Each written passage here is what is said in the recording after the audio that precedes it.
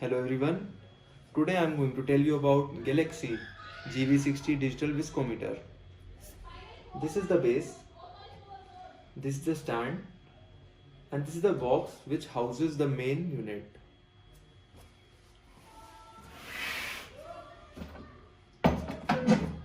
First we will take the base and unscrew the screw from the bottom of the stand. Make sure the threaded end faces you.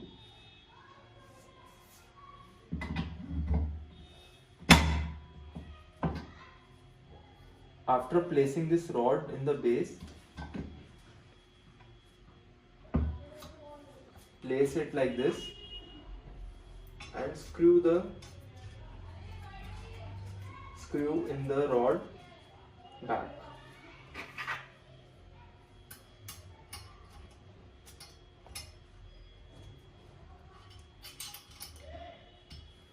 Make sure the rod is tightly secured to the base.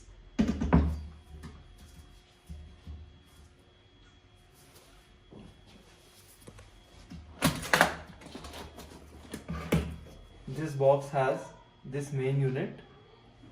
This is the set of spindles. This is the rod that attach the main unit to the stand. This is the power adapter and this is the instruction manual. First, very carefully take out the main unit out of the box.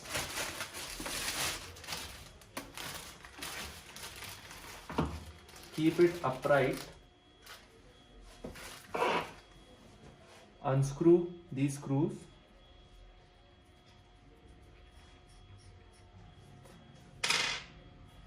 Now you can see there is one longer flat end and the shorter flat end.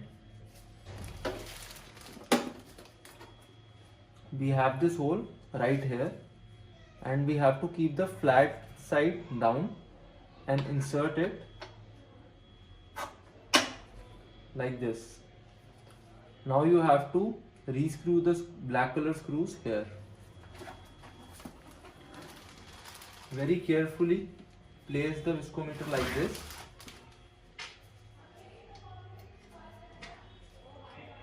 And use the Allen key provided in the box to screw them back. Now you can see this rod has been tightly attached to the viscometer. Now we have to insert this rod in this hole. First we will unscrew it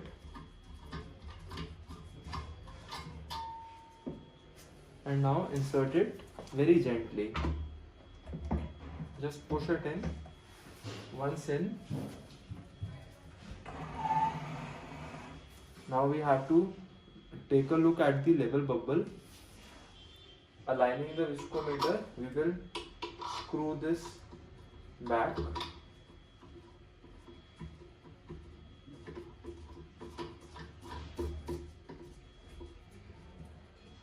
Once you have reached your desired alignment, tighten it so that it does not move during your measurement. This is your spindle guard leg which you have to attach here. Align the hole present behind this cylinder with this screw. Once aligned, make sure to screw it. Now I am going to teach you how to attach spindles to the viscometer. These are the spindles numbered from 1, 2, 3 and 4. Remember, the largest spindle is spindle number 1 and the smallest one is spindle number 4. Very carefully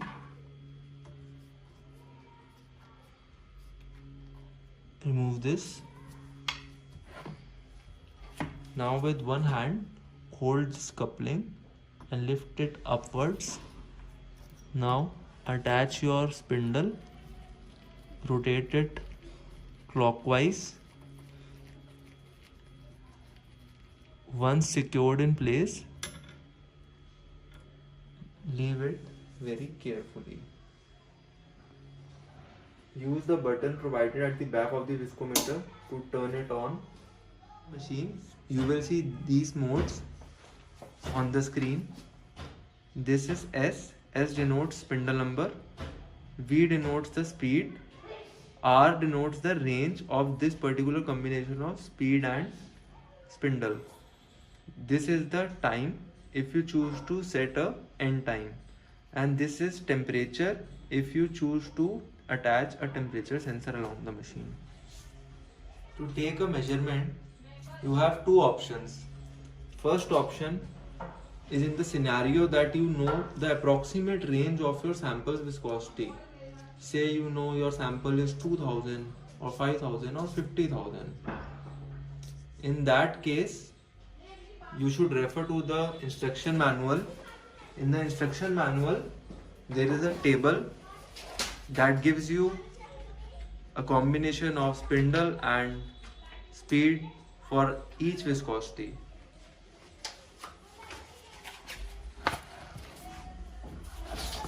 This is the table you have to refer. For example, if your viscosity is around 5000, you can choose spindle number 2 at 6 rpm and take the reading. So let's assume our sample's viscosity is 1000 rpm. We will take spindle number 1 at 6 rpm. So first press the SV button and you will see this value starts blinking. Now increase it. Now spindle 1 is displayed. Now press this button once again to go to the speed option. Now as per the table, we have to take a speed of 6 rpm. Using these up and down arrows, we will adjust the speed, and once 6 rpm is displayed, press enter. Now you can see when we change these values, this range also changed. So this range is the same one which is mentioned in this table. Now all we have to do is dip the spindle in the liquid and start the reading. Now we will use this knob to dip the spindle in the solution.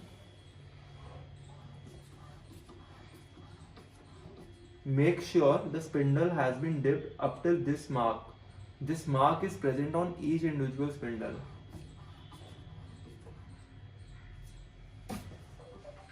Now you just have to press this run button and the machine will start running, and after a few moments you will get your viscosity here. In the second scenario, for example, you do not know the viscosity of your sample. There is a new sample which is an unknown sample.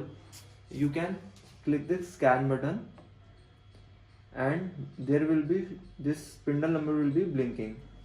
Now you can choose spindle number 1 or choose spindle number 4. Let's select spindle number 4.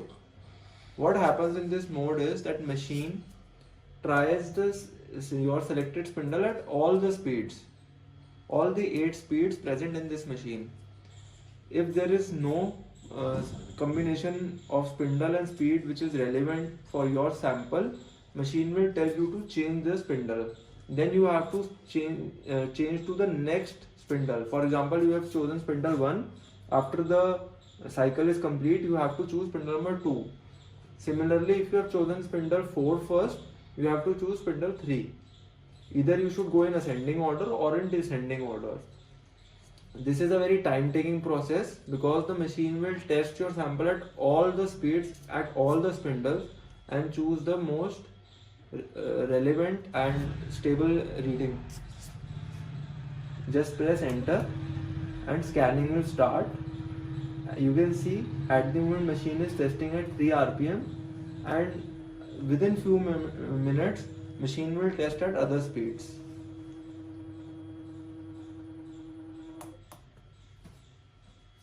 Now I will tell you about other options of this machine.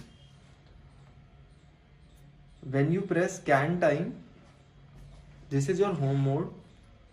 Pressing the scan time once, you will come to auto scan modes. Pressing it again will take you to the end time mode. Here you can set the end time. So for example 1 minute and press enter. Now you have come back to the home page.